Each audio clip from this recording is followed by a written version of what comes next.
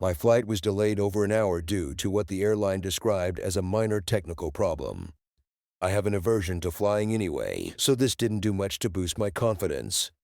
In any case, it was a pleasant surprise for me that we, after an unusually bumpy flight, landed safely. With a sigh of relief, I walked out of the terminal building into the hot Florida afternoon and eventually got into the large air-conditioned limousine that was waiting for me. Although the thought that I would have to make the return trip in just a day or two was in the back of my mind, at the moment I had more important things on my mind. I was very nervous again as I got out of the car outside the hotel. I was in an unfamiliar city, in a country that I had only seen in movies and on TV. Unfortunately, mostly in crime series, not the programs that give you confidence in your safety when visiting these places, especially if, like me, you don't travel much. Anyway, when I got out of the car, I was somewhat relieved to find that Paul and Della immediately recognized me and started talking to me. "Hey, Mike, we weren't sure you'd make it on time.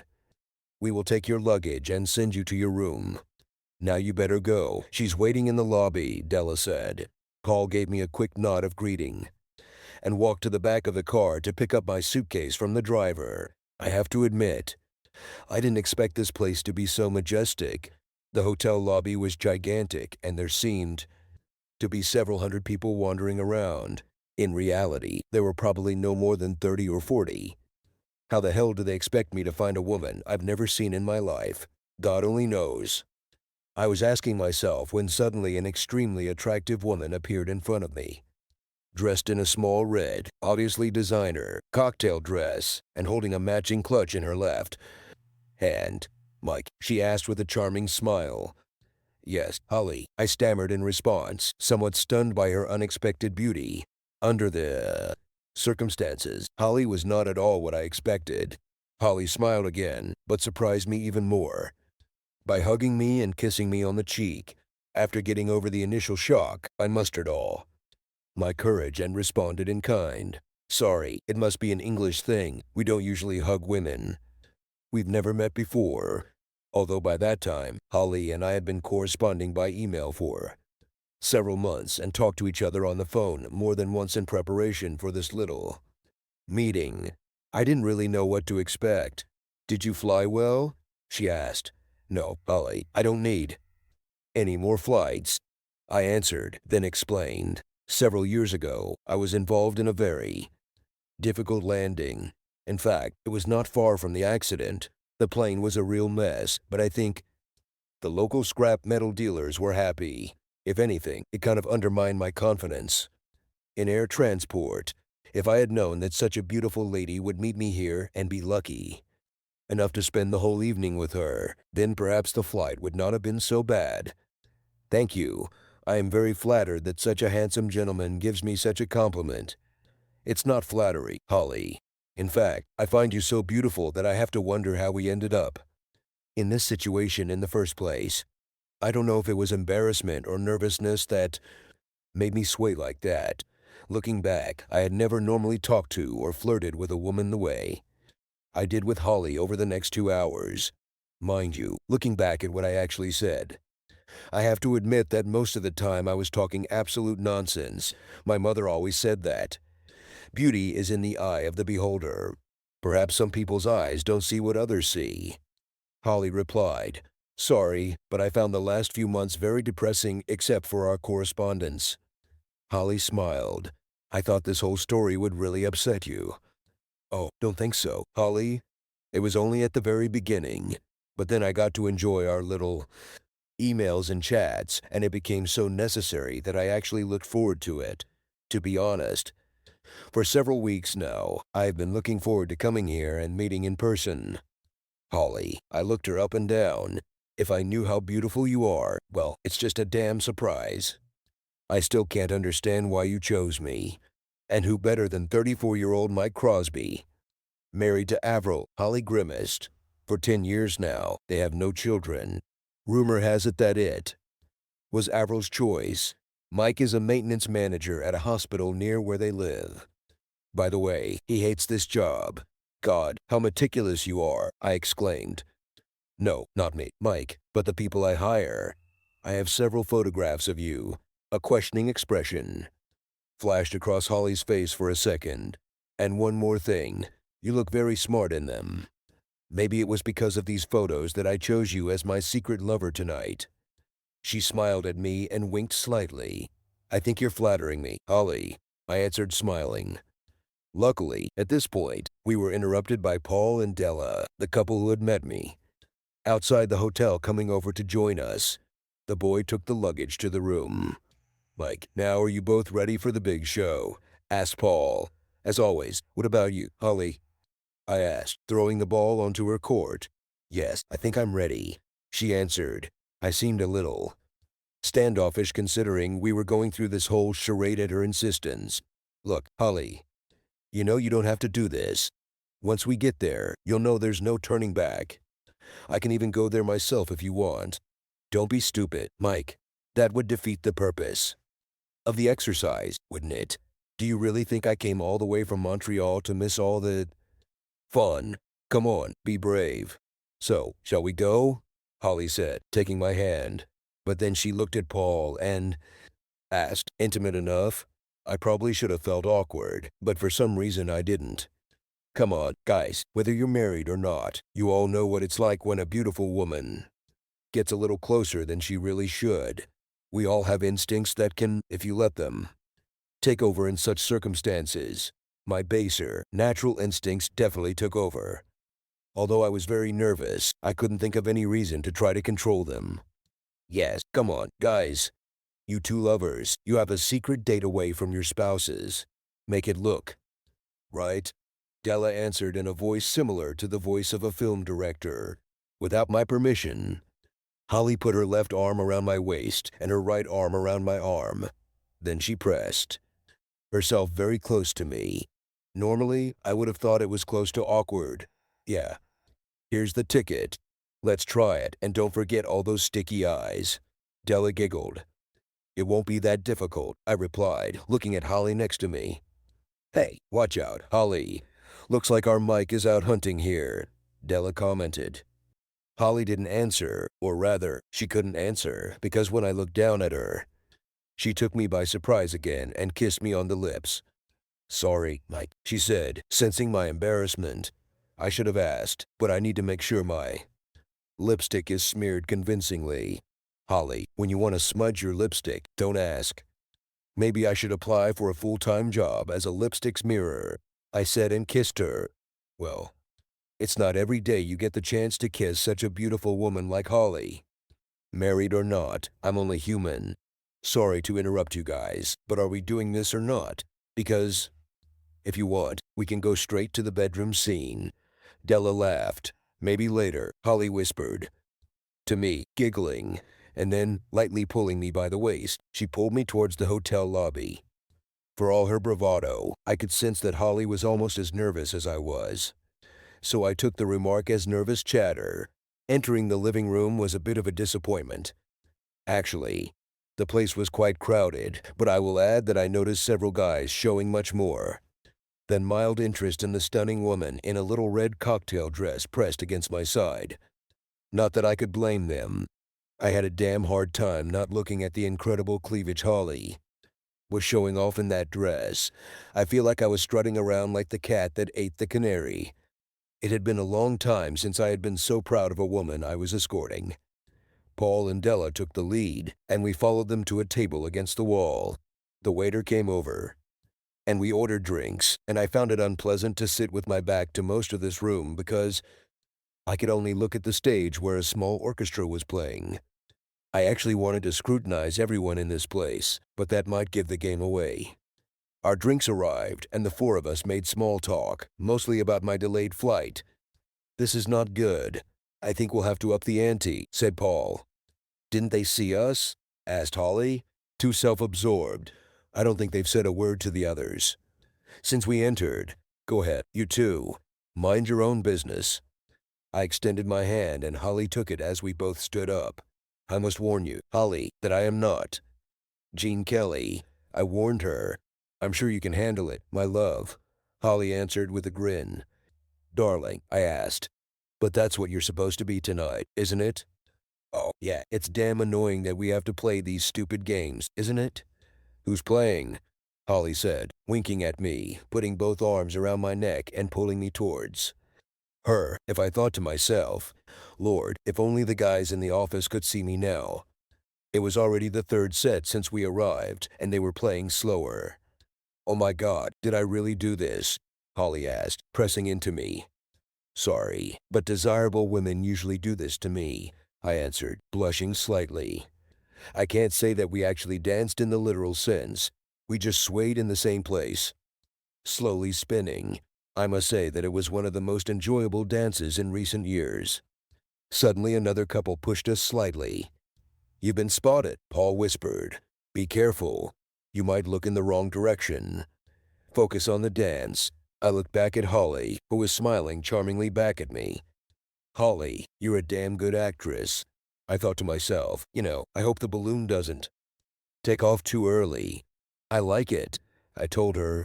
I feel it, my love, she said with a cheeky grin, and then pressed herself even closer to me.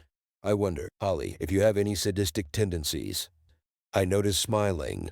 I like to tease, Mike. This evening was the best joke I could come up with. I don't know what expression crossed my face, but it made Holly laugh out loud.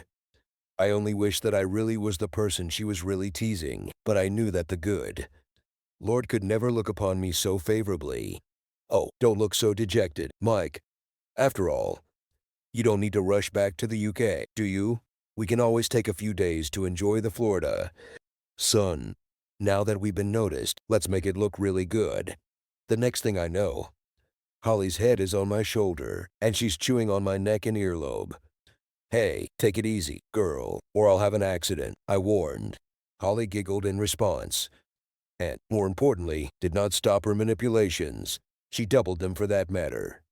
Much to my relief, the band's performance ended before I lost control, and we returned to our table. Holly walked, holding my hand and dragging me along. As we got closer, Paul motioned for us to sit down, but his eyes were glued to something that was happening on the other side of the room. That's right. He's already on his way. When he comes, you can stand and argue with him.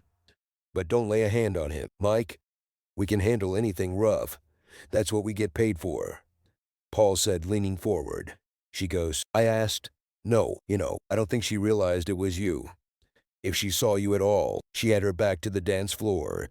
But now she's watching him intently, so she'll probably notice you as soon as you get up and turn around. What the hell is going on here, Holly? What are you doing here? And what the hell are you playing with that idiot? And anyway, who is he? Asked an angry voice from somewhere not far from my left shoulder. I stood up and turned to face the guy. Holly danced with that idiot, just like you know. Doubt danced with my wife. Well, yes, at that moment it was the best thing I could come up with. I didn't know what I was going to say when the confrontation began. Holly, who also stood up, had obviously rehearsed her little speech well, and he'll probably have passionate sex later, while you make out with his wife in room 642. By the way, we're in room 643 right across the street. But we'll try not to make as much noise as you two made last night, Holly said with a smile on her face and hugged my shoulders. I really could have done without Holly at this point because her husband, who is a lot bigger than I thought, could very well pounce on me. And Holly, hanging on to me limited my maneuverability. But I really didn't have to worry about him. Avril's appearance on stage, I guess after she noticed me as soon as I stood up, was much more exciting.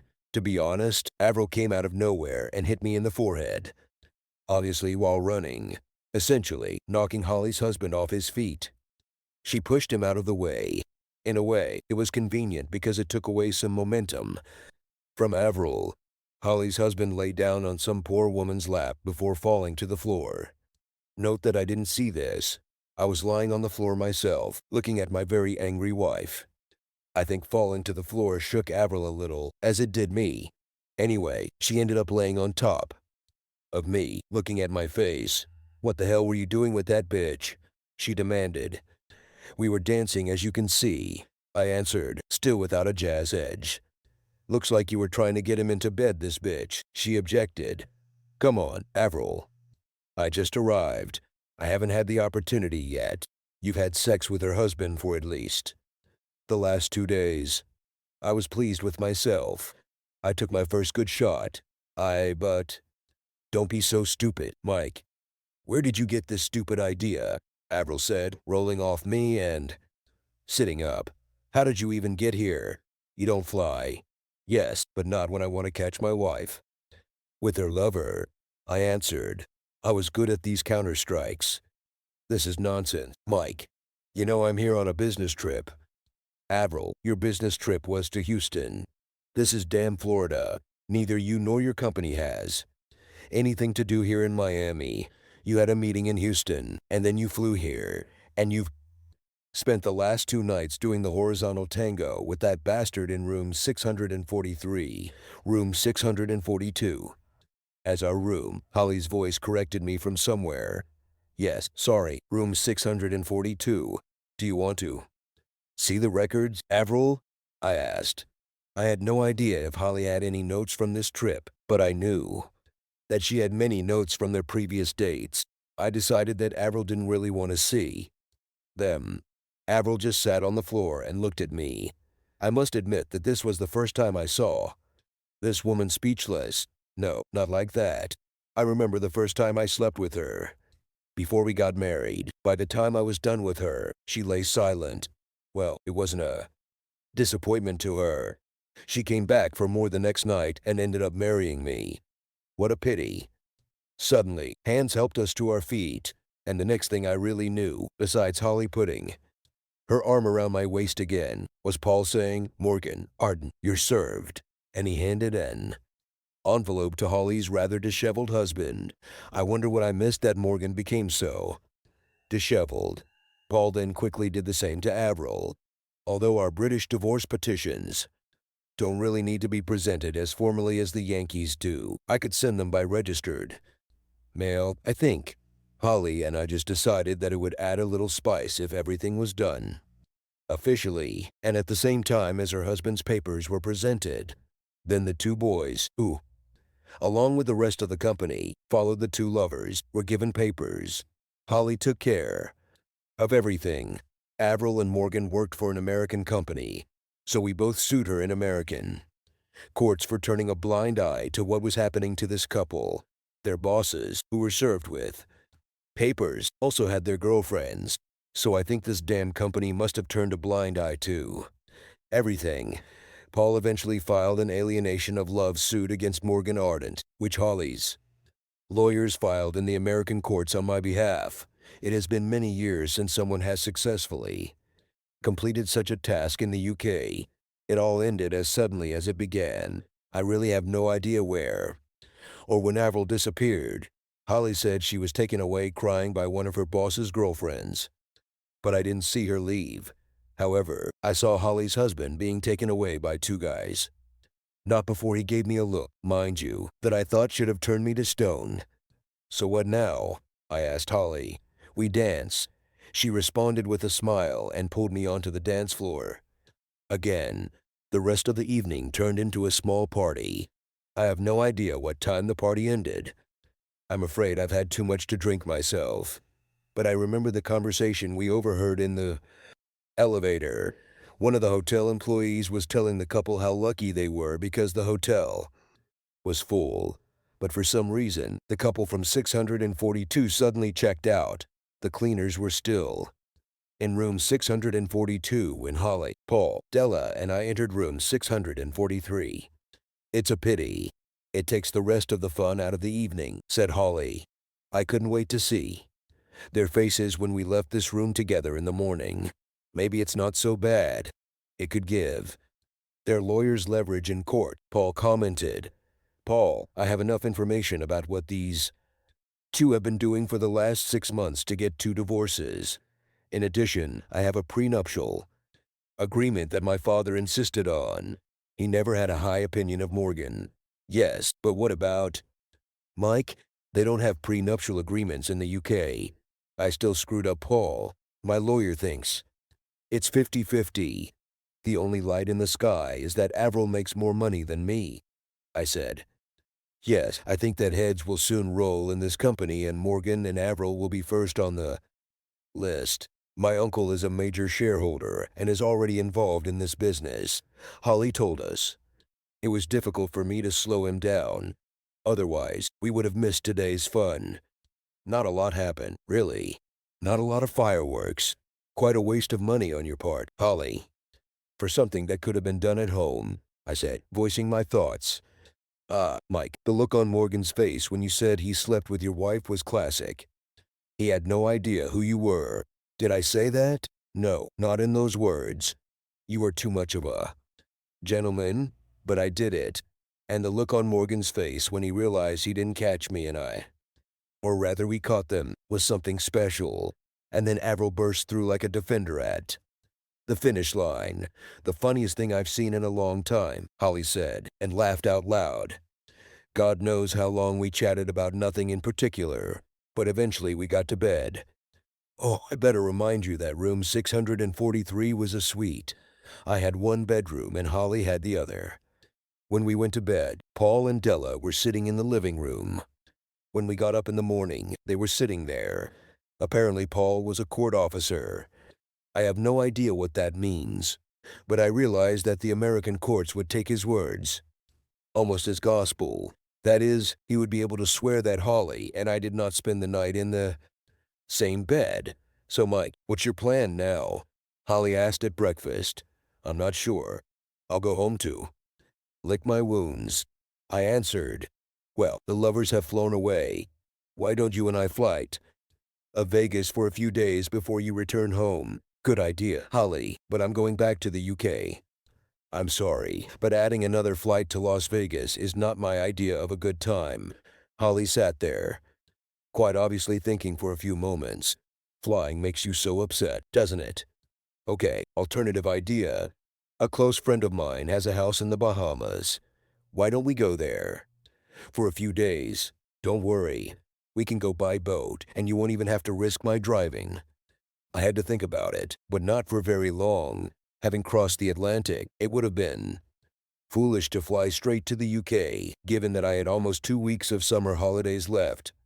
I had to go home because there was sure to be a real old ding-dong there. The house was already on the market, and I converted everything to cash so she wouldn't drain all the joint accounts. Keep in mind that even though my lawyer oversaw all the changes I made, I still thought I was going to screw up.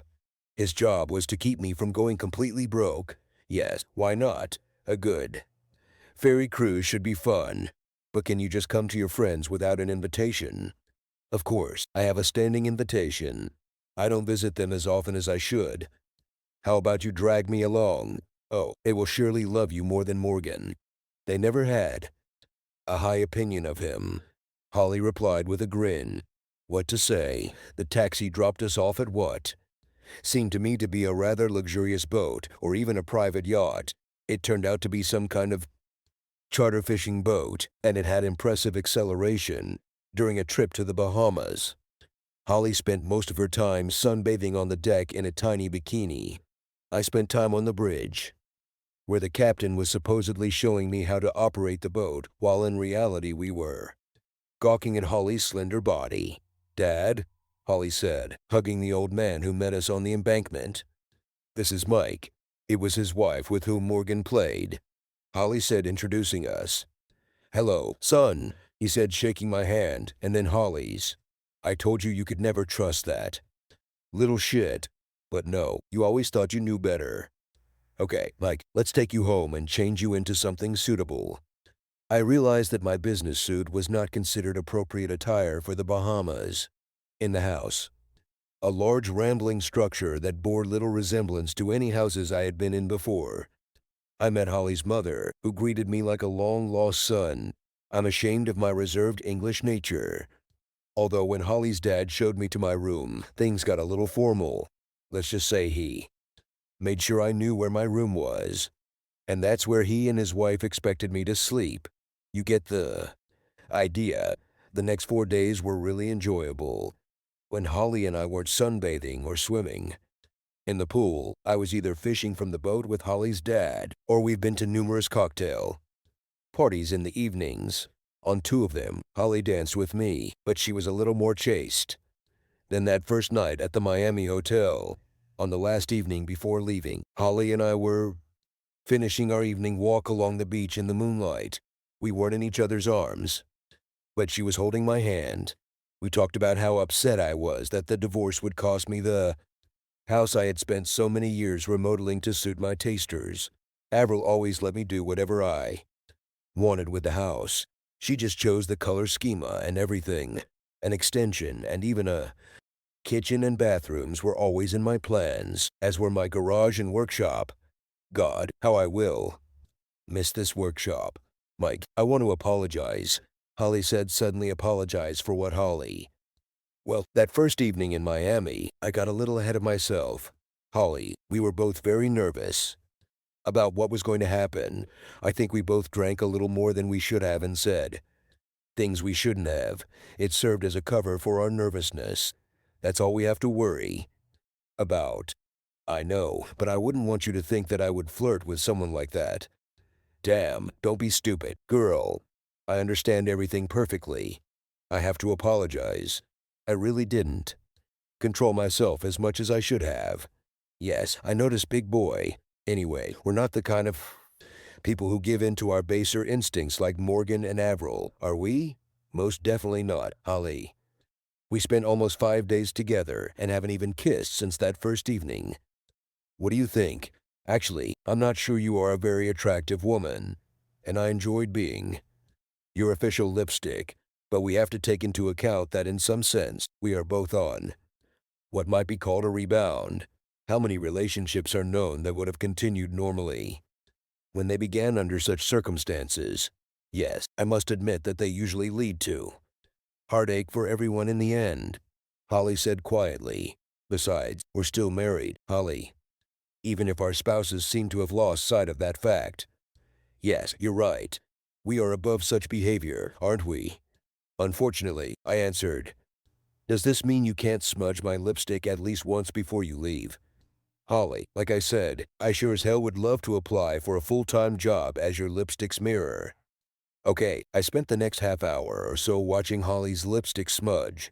During this time, Holly tried to find out if I still had tonsils, using her tongue as a probe. However, by the time we returned to her parents, we were acting like proper good friends. The next day, the same boat took us back to the mainland at even greater speed than before. Holly then walked me to the airport for my flight back to the UK. Come on, I smeared Holly's lipstick on again before I got on the plane. When I finally returned into the house, Avril was already waiting for me. Surprisingly, there weren't that many fireworks. Hey, sorry, Mike, I ruined everything, didn't I? Said a very depressed Avril when I found her sitting in the kitchen. I just can't understand. Why, Avril, I thought we were fine here. Yes, Mike, I just got carried away with my work. I'm really sorry that all of this came to my mind. I really didn't mean to cheat on you or anything. God, Mike, I still love you. Yes. So what feelings do you have for him? Damn, please don't ask. He flattered and seduced me. I acted like a stupid little schoolgirl. Are you, with his wife? Avril, that was all I needed to say. Damn, I could have guessed. You wouldn't do this. Now you're gonna tell me that we don't stand a chance, aren't you? You know me better than I know myself. Avril, when do you want me to move out, or will you leave? Provided you don't bring any of your lovers here. Avril, we can both live here until the house is sold. This will give us both time to find some decent housing. Well, what about divorce? I am ready to change the grounds to irreconcilable differences, provided that we can come to an amicable agreement on finances. This should allow us to get a quick divorce. Take the papers and show me where to sign. Mike, I ruined everything, so I won't give you any more trouble, Avril said humbly. That's how it really was. The divorce took place within a few months. It didn't take long for the house to sell. It had been on the market for less than 2 months when a real estate agent came along and bought it on behalf of his client. The strange guy never seemed like a real estate agent to me. In any case, we didn't even see the buyers and didn't know their names. After long negotiations, he even bought almost all the furniture. I was moving into a furnished rental and Avril, having been fired by her employer, suddenly discovered that another American company was after her. She left England for California before the divorce was finalized. I don't know. Maybe 2 months later, I got a call from the agent of the people who bought our house. It appears my client is having some problems with the control of his central heating system, Mr. Crosby. We wanted to ask if you could kindly come and see them this evening and explain how to do it, he asked. I don't understand why they had any problems. It's a pretty standard system. Yes, tell them I'll stop by tonight on my way home from work and see if I can help. By the way, what are their names? I asked. Thank you, Mr. Crosby. I'll tell them to expect you around 7:30. Goodbye, he answered, and the connection was broken. This is weird. I remember thinking, how the hell did he know that I would get there at 7:30? It was the time I always came home from work when I lived there, and this scoundrel hung up without telling me his name. The garden looked much the same when I turned into the driveway. That is, if you ignore the little sign proudly telling everyone that the new homeowner used a certain local landscaping company to mow the lawn, etc. There were no cars in the driveway, so I parked in my old spot. With a heavy heart, I walked to the front door and pressed the bell. It's very strange, to return to the house where you lived before and find that you have to ring the doorbell instead of just putting the key in the lock and entering.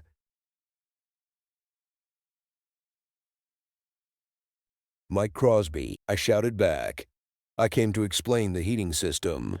I heard all the locks and bolts that I had installed on this door with my own hands being moved and opened. Most of them were for when we went to bed or left the house empty. I never expected anyone to use them all the time. Eventually, the door opened, and a girl of about 18 opened the door and invited me in. The hostess is waiting in the living room. The girl said it very precisely, as if she was rehearsing a line. Then she giggled and ran to the kitchen. I knocked and opened the living room door. I'm Mike Crosby. It seems like you're having some problems with your central heating, I said to the woman who stood with her back to me and looked into the garden behind the house. No, the heating is working fine, Mike. What I'm really looking for is someone to smudge my lipstick, she said, turning and walking into my arms. It's funny how things can turn out, but I never got to spend another night alone in my apartment. Holly and I got married in less than 2 months. I don't work at the hospital anymore. I am now the joint representative of Holly's father, along with Holly, in the UK and Europe. This guy gets into everything you can think of. To be honest, I'm a little out of it most of the time, although I pick up a few things from Holly along the way. Not that there was much to do other than represent. I have a feeling that Holly's father just wants to make sure that I can afford to keep Holly in the way she is used to. Anyway, in a few months, Holly will have to stop chasing me around Europe. Well, you can't drag a child around with you, can you? No, I still won't fly if I can help it. Honestly, life since we got married has been like one long driving vacation. Very nice in the brand. New Beamer. What do people call it? Oh, yes. I think I fell on my feet and also fell in love with one of the most beautiful women in the world. Most of the nights we go away, we spend in luxury hotels. I realized that the nights were more tiring than driving as I discovered that Holly was sometimes insatiable. God only knows how Morgan found the strength to fight Avril. But Holly insists that I'm much better than Morgan in this regard. Perhaps he never gave Holly and her needs as much attention as she deserved. Mind you, sometimes I think my new wife has a really twisted sense of humor. One morning I was coming out of our closet at home and saw Holly saying, "Thank you," photograph she hid in one of her dresser drawers. Then she looked very embarrassed when she realized that I had seen her. Of course, I asked who was in the photo. You won't believe this. This is a portrait of your ex-wife, Avril, Holly answered with a smile. Well, Mike, you have to admit that if Avril hadn't let Morgan talk her into bed with him, I would never have found you, would I? I'll always have a soft spot for her, you know? Yes. This is a different way of looking at things. I went to the chest of drawers and took a photo. Thank you, Avril.